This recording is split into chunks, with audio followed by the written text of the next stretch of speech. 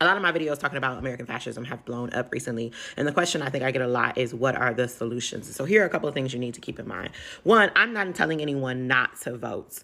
I am telling people that voting will not stop or save you from fascism. And that's largely because our fascist inclinations are spurred by corporate interests, which aren't responsive to our political process. They're influencing our political process. And so the democratic process has been compromised. The electoral process has been compromised because of the outdo influence that corporate interests are able to wield, and because of how easy it is to subvert our legal structure, right? Yes, we have all these processes and mechanisms in place, but there's really not a blueprint for what happens when they're not followed. Essentially, the founding fathers was like, if they don't follow this shit, y'all should revolt. That brings me to point number 2. It's important for us to realize, I know people are angry, I know people are fired up, especially as people are waking up to the realization of what America is and has been, and people want to take to the streets and do something. A couple of things you need to keep in mind. One, the state has a monopoly on violence. All right, I saw somebody say, this is why we got to keep our guns. The Second Amendment, listen, you're not about to outgun America. If you ain't listening to Ta-Nehisi Coates' Between the World and Me, you should. One of my favorite parts is like, don't forget America got cousins too, right? America has a monopoly on violence. You're not about to out-violence America. So if your strategy is, I'm going to get my gun and fight America, that's a bad strategy. I'm not saying that there won't be moments where physical resistance is necessary. I am saying that that is not a strategy for us to succeed. We're not going to... I don't see us violently overthrowing the United States government. Let's just be clear about that, right? It's a reason that we're number 1 in military and police spending in a carceral state. Like, that's their thing. They have a monopoly on violence. They're better at it than we are. And I'm not even just talking just about the state. If we're thinking about people who want to precipitate a civil war, these are people who've been training with guns, stockpiling guns, teaching their kids to shoot guns for decades. Like, we just don't have the amount of time to catch up in terms of like preparing for a violent overthrow. That is not our power. Our power is not in violence. And so I would not rest our solution or revolution on violence either.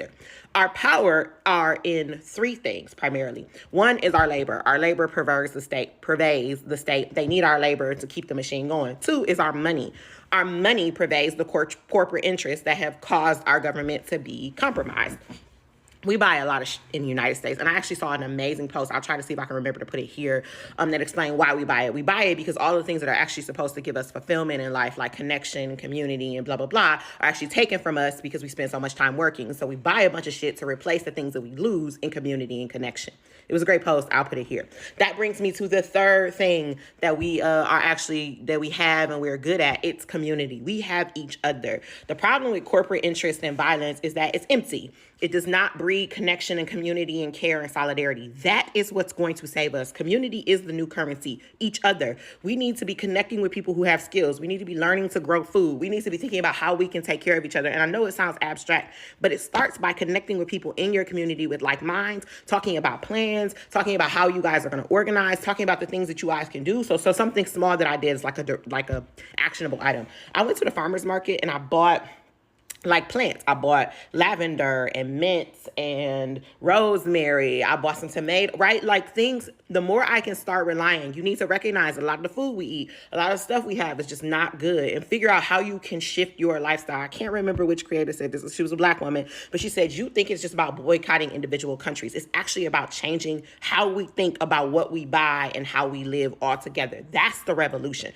The revolution isn't taking to the streets with a gun. The revolution is changing your mindset about what the world we live in and what your orientation to it, and then connecting with other people who have a changed mindset. And so vote if vote, because I know that is one of the ways we show our political or civic engagement. But these other things outside the apparatus are going to be so much more important, especially as things continue to unravel here in the United States.